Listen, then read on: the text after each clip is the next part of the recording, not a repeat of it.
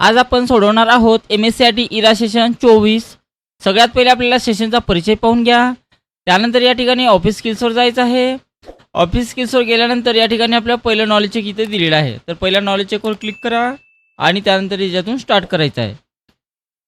तर आपल्याला यामध्ये 4 नॉलेज चेक दिलेले आहेत, तर त्यापैकी हे पहिलं असणार आहे। तर पहिला प्रश्न बघा, पहिल्या नॉलेज चेकचा, ही इमेज पहा, गाईडलाईन करता प्रत्यक्ष वर्कशीट शिवाय हा आणखी एक वर्कशीट उपलब्ध आहे, ती कसली भूमिका बजावते म्हणत आहे। तर ही कशाची भूमिका बजावत आहे, तर ती टेम्पलेट कशी वापरावी याबद्दल ते सूचना देत आहे। तर याचं उत्तर ऑप्शन नंबर 2 आहे। त्यानंतर सेव्ह अँड नेक्स्ट करा। डॉक्युमेंटच्या पेज लेआउट टॅबमधून थीम अप्लाय केल्यावर काय होते म्हणत आहे। तर आपल्याला थीम अप्लाय केल्यानंतर काय होते बघा, तर याचं उत्तर डॉक्युमेंटमधील सर्व ऑब्जेक्ट फॉर्मॅट होतात, हे त्याचं उत्तर आहे। त्यानंतर सेव्ह अँड नेक्स्ट करा। MS एक्सेलमध्ये सिलेक्ट केलेल्या टेबलला टेबल स्टाईल अप्लाय करण्याचा उपयोग काय असतो म्हणत आहे। तर त्याचा उपयोग काय असते, तर याचं उत्तर त्यामुळे संपूर्ण टेबल फॉर्मॅट होते, हे त्याचं उत्तर आहे। त्यानंतर सेव्ह अँड नेक्स्ट करा। एखादी टेम्पलेट डाउनलोड केल्यानंतर डॉक्युमेंटमधील चेंजेस सेव्ह होण्याकरता सर्वात महत्त्वाची स्टेप्स कुठली घ्यावी लागते म्हणत आहे। तर कोणती घ्यावी लागते, तर सेव्ह द डॉक्युमेंटवर क्लिक करावं लागते। त्यानंतर सेव्ह अँड नेक्स्ट करा। येस बटनावर क्लिक करायचं आहे। पाहू शकता आपला स्कोर्स या ठिकाणी पूर्णपैकी पूर्ण इथं आलेला आहे। त्यानंतर पहिलं नॉलेज चेक झालं, त्यानंतर या ठिकाणी आपल्याला दुसरं नॉलेज चेक दिलेलं आहे। इथून स्टार्ट करा। दुसऱ्या नॉलेज चेकमध्ये बघा आपल्याला 4 प्रश्न दिलेले आहेत। तर पहिला प्रश्न, सुडोकू पझल सॉल्व्हरचा वापर करताना युजरची भूमिका काय असते म्हणत आहे। तर सॉल्व्हरमध्ये पझल भरणे हे त्याची भूमिका असते। त्यानंतर सेव्ह अँड नेक्स्टवर क्लिक करा। सुडोकू पझल सॉल्व्हर कशा प्रकारे काम करतो म्हणत आहे। तर कशा प्रकारे काम करतो तो, तर पझल तर्कादिष्टपणे पायरीने सोडवण्यासाठी तो अल्गोरिदमचा वापर करतो, तर हे त्याचं उत्तर आहे। त्यानंतर सेव्ह अँड नेक्स्टवर क्लिक करा। चित्रे पहा आणि त्यातील कोणत्या चित्रात सुडोकू पझल सॉल्व्हर दाखवला आहे ते ओळखा म्हणत आहे। तर याचं उत्तर बघा, तर याचं उत्तर ऑप्शन 1 असणार आहे। त्यानंतर सेव्ह अँड नेक्स्ट करा। सुडोकू पझल सॉल्व्हर म्हणजे काय म्हणत आहे। तर सुडोकू पझल सॉल्व्हर हे काय आहे, तर हे सुडोकू पझल सोडवणारे एक साधन आहे, तर हे त्याचं उत्तर आहे। त्यानंतर सेव्ह अँड नेक्स्टवर क्लिक करा। येस बटनावर क्लिक करायचं आहे। तर पाहू शकता आपला स्कोर या ठिकाणी पूर्णपैकी पूर्ण इथं आलेला आहे। त्यानंतर आपल्याला तिसरं नॉलेज चेक या ठिकाणी दिलेलं आहे। माईक मास्टरवर जा आणि त्यानंतर याच्यातून स्टार्ट करायचं आहे। तर इथे आपल्याला तिसरं नॉलेज चेकमध्ये 2 प्रश्न दिलेले आहे। तर पहिला प्रश्न, माईक मॉन्स्टरचे प्रमुख फंक्शन्स कोणते आहे म्हणत आहे।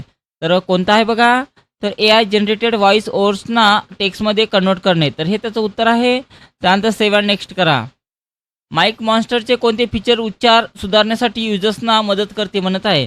तर कशा प्रकारे मदत करते, प्रोनाऊन्सिएशन एडिटर म्हणून काम करते। त्यानंतर सेव्ह अँड नेक्स्टवर क्लिक करा। येस बटनावर क्लिक करायचं आहे। तर अशा प्रकारे आपलं तिसरं सुद्धा नॉलेज चेक सोडवणं झालेलं आहे। त्यानंतर आपल्याला चौथं नॉलेज चेक सोडवायचं आहे। गुगल कोलॅबवर जा, या ठिकाणी चौथं नॉलेज चेक आहे। त्यानंतर याच्यातून स्टार्ट करा। यामध्ये बघा 2 प्रश्न दिलेले आहेत। तर पहिला प्रश्न, कोडिंगसाठी गुगल कोलॅब वापरण्याचा प्रमुख फायदा कोणता आहे म्हणत आहे। तर प्रमुख फायदा हा लोकल इन्स्टॉलेशन लागत नाही, हे त्याचं उत्तर आहे। त्यानंतर सेव्ह अँड नेक्स्टवर क्लिक करा। इथे गुगल कोलॅबचे कोणते फीचर दाखवण्यात आले आहे म्हणत आहे। तर कोणते फीचर दाखवण्यात आलेले आहे, तर याचं उत्तर वेगाने एक्झिक्युशन करण्यासाठी GPU आणि TPU सपोर्ट आहे, तर हे त्याचं उत्तर असणार आहे। त्यानंतर सेव्ह अँड नेक्स्टवर क्लिक करा। त्यानंतर येस बटनावर क्लिक करायचं आहे। तर अशा प्रकारे पाहू शकता आपलं चौथंही नॉलेज चेक आपलं सोडवणं झालेलं आहे आणि या ठिकाणी आपला स्कोर्स पूर्ण आलेला आहे। त्यानंतर चौथं नॉलेज चेक सोडवल्यानंतर आपल्याला सिम्युलेशन्सवर क्लिक करा आणि याच्यातून आपल्याला स्टार्ट करायचं आहे। तर बघा सिम्युलेशनमध्ये 2 प्रश्न दिलेले आहेत। तर पहिला प्रश्न याच्यातून स्टार्ट करा। यामध्ये बघा काय म्हणत आहे, पहिल्या प्रश्नामध्ये सेव्ह म्हणून वापरल्याने वर्किंग शीटची कॉपी बनते आणि मूळ शीट इंटॅक्ट राहते, त्यामुळे स्टुडंट ग्रेड बुक नावाने सेव्ह ॲज वापरून दिलेली शीट तुमच्या डेस्कटॉपवर सेव्ह करा म्हणत आहे। तर अशा प्रकारे आपल्याला प्रश्न विचारलेला आहे। तर यासाठी आपल्याला फाईल टॅबवर जायचं आहे। सेव्ह ॲजवर क्लिक करा। त्यानंतर डेस्कटॉप घ्या, त्याला नाव द्यायचं आहे आणि त्यानंतर सेव्ह बटनावर क्लिक करा। बस एवढं करायचं आहे आणि ऑटोमॅटिक आपलं उत्तर सबमिट होईल। त्यानंतर 2 नंबरचा प्रश्न स्टार्ट करा। यामध्ये बघा काय म्हणत आहे, एक्सेलमध्ये थीम ही आपल्या वर्कबुकमध्ये आपल्या फॉन्ट रंग आणि प्रभावाचे सामायिक ठेवण्याची एक जागा आहे. म्हणून निवडलेल्या टेबलची थीम बँडेडमध्ये बदला म्हणत आहे.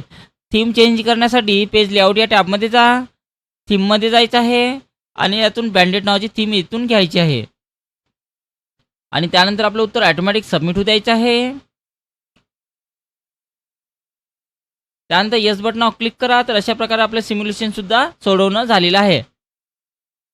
त्यानंतर आपल्याला सेल्फपाथ लर्निंग सोडवायचं आहे. सेल्फपाथ लर्निंगवर क्लिक करा. त्यानंतर इथे प्रोसीड बटनावर क्लिक करायचं आहे.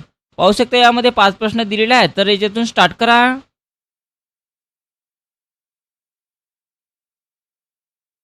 तर यामध्ये 5 प्रश्न आहेत. तर पहिला प्रश्न, तुम्ही टेम्पलेट फाईल डाउनलोड केल्यावर एडिट करणे सुरू करण्यासाठी तुम्हाला कोणत्या बटनावर क्लिक करावे लागेल म्हणत आहे. तर आपल्याला कोणत्या बटनावर क्लिक करावं लागेल, तर एनेबल एडिटिंगवर क्लिक करावं लागेल.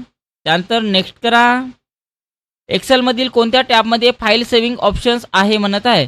तर फाईल सेव्हिंग हे ऑप्शन्स कोणत्या टॅबमध्ये दिलेलं आहे, तर फाईल टॅबमध्ये दिलेलं आहे. त्यानंतर सेव्ह अँड नेक्स्ट करा. करेक्ट आलेलं आहे. नेक्स्ट. MS एक्सेलमध्ये टेबल स्टाईल ऑप्शन्स कुठे उपलब्ध आहे म्हणत आहे. तर टेबलची स्टाईल ऑप्शन्स कोणत्या ठिकाणी उपलब्ध आहे, तर याचं उत्तर बघा. तर याचं उत्तर डिझाईन टॅब आहे. त्यानंतर सेव्ह अँड नेक्स्ट करा. नेक्स्ट क्वेश्चन्स, मायक्रोसॉफ्ट एक्सेलमध्ये थीम्स काय आहे म्हणत आहे. तर मायक्रोसॉफ्ट एक्सेलमध्ये थीम हे रंग, फॉन्ट आणि इफेक्टचे पूर्व डिझाईन केलेले सेट्स आहे जे कोहेसिव्ह आणि प्रोफेशनल स्वरूपासाठी वर्कबुकवर अप्लाय केले जाऊ शकतात. तर हे त्याचं उत्तर आहे. त्यानंतर सेव्ह अँड नेक्स्टवर क्लिक करा. नेक्स्ट क्वेश्चन्स, MS एक्सेलमध्ये तुमच्या शीटसाठी निवडलेल्या थीमचे रंग बदलण्यासाठी तुम्ही खालीलपैकी कोणते ऑप्शन्स वापराल म्हणत आहे. आपल्या थीमचा रंग चेंज करण्यासाठी आपल्याला कोणता ऑप्शन्स वापरायचा आहे बघा. पाहू शकता ऑप्शन 4 मध्ये दाखवलेला आहे इथे कलर, थीमचा कलर याच्यातून आपण चेंज करू शकतो. म्हणून याचं उत्तर ऑप्शन 4 असणार आहे. त्यानंतर सेव्ह अँड नेक्स्ट करा. त्यानंतर एंड एक्झामवर क्लिक करायचं आहे. पाहू शकता आपल्या स्कोर्स या ठिकाणी स्कोर डिटेल्सवर क्लिक करा आणि ते आपल्या स्कोर्स पूर्णपैकी पूर्ण इथं आलेला आहे. त्यानंतर याला क्लोज करा. त्यानंतर बघा आपल्याला गायडेड ड्युटीवर सेल्फ सोडवायचा आहे. तर याच्यातून आपल्याला स्टार्ट करा. तर यामध्ये गायडेड ड्युटीवर सेल्फचे 5 प्रश्न दिलेले आहेत. तर याच्यातून आपल्याला पहिला प्रश्न स्टार्ट करायचा आहे.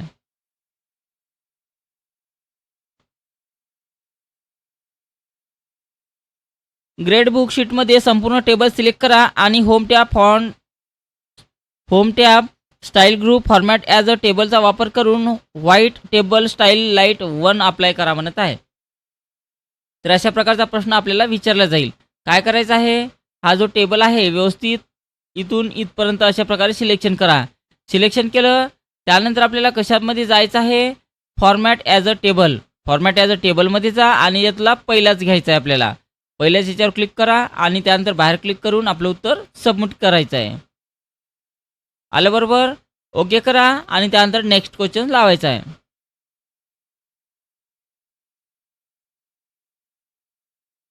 ग्रेड बुक शीटमध्ये सेल G2 सिलेक्ट करा आणि होम टॅब फॉन्ट ग्रुपचा वापर करून बोल्ड इफेक्ट अप्लाय करा म्हणत आहेत. तर अशा प्रकारचा प्रश्न आपल्याला विचारलेला आहे. कुठं म्हणते, सेल G2 मध्ये. आपण ग्रेड बुकमध्येच आहो. यामधलं आपल्याला कॉलमचा G घ्या आणि रोचा 2 घ्यायचा आहे. G2 मध्ये क्लिक करा. काय काय करायला सांगत आहे, बोल्ड इफेक्ट अप्लाय करा म्हणत आहे. तर याच्यातून आपल्याला बोल्डवर क्लिक करा आणि त्यानंतर सबमिट करायचं आहे. नेक्स्ट.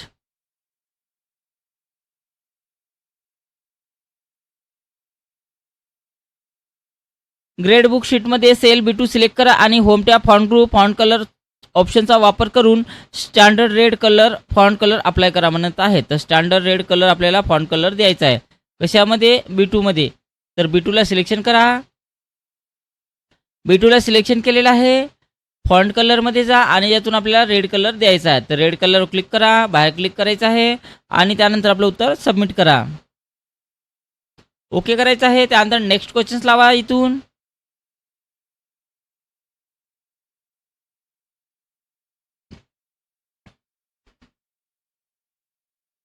ग्रेड बुक शीटमध्ये page layout tab print area option set print एरियाचा वापर करून प्रिंट एरियाची सेटिंग सेट करा म्हणत आहे. तर यासाठी आपल्याला पेज लेआउटमध्ये जा, प्रिंट एरियावर जायचं आहे. सेट प्रिंट एरियावर क्लिक करा आणि त्यानंतर ओके बटनावर क्लिक करायचं आहे. एवढंच करा. बाहेर क्लिक करा आणि त्यानंतर सबमिट करा. त्यानंतर शेवटचा प्रश्न बघा.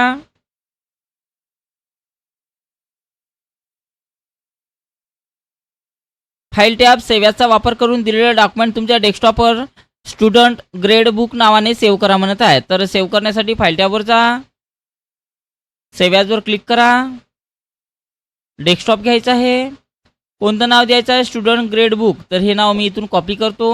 कॉपी करा किंवा तुम्ही डायरेक्ट टाईप केलं तरी चालेल. या फाईल नेमच्या बॉक्समध्ये आपल्याला ते नाव एकतर टाईप करा किंवा कॉपी पेस्ट केलं तरी चालेल.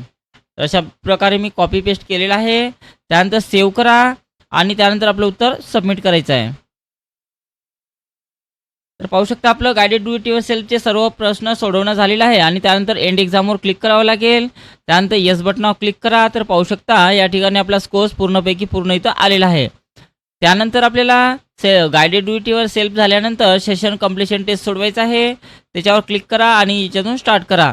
आता यामध्ये बघा सेशन कंप्लीशन टेस्ट आपल्याला सोडवायचा आहे. तर यामध्ये 10 प्रश्न दिलेले आहेत. तर पहिला प्रश्न, सिस्टीम युनिटमध्ये ग्राफिक कार्ड का जोडले जाऊ शकते म्हणत आहे. का जोडले जाऊ शकते बघा, गेम्स किंवा डिझाईनसाठी, दृश्य कार्यक्षमता सुधारण्यासाठी. त्यानंतर सेव्ह नेक्स्ट करा.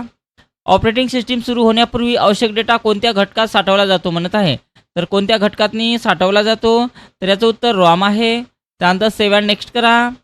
जुन्या PC मध्ये पॉवर सप्लायमधून जळल्यासारखा वास येतो, तुम्ही पहिले काय कराल म्हणत आहे. तर लगेच वीज बंद करा आणि CPU बदला म्हणत आहे. तर त्यानंतर सेव्ह नेक्स्ट करा. त्यानंतर बघा कॅश मेमरी संगणकात का महत्त्वाची आहे म्हणत आहे. कारण वारंवार वापरल्या जाणाऱ्या डेटामुळे प्रक्रिया वेगवान करते. तर हे त्याचं उत्तर असणार आहे.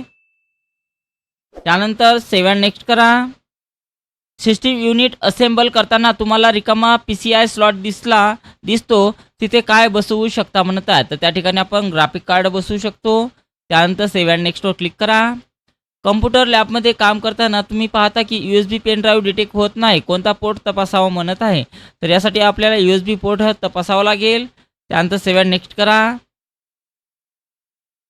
तुम्हाला मॉनिटर CPUला जोडायचा आहे, कोणता पोर्ट वापरण्याची शक्यता जास्त आहे म्हणत आहे.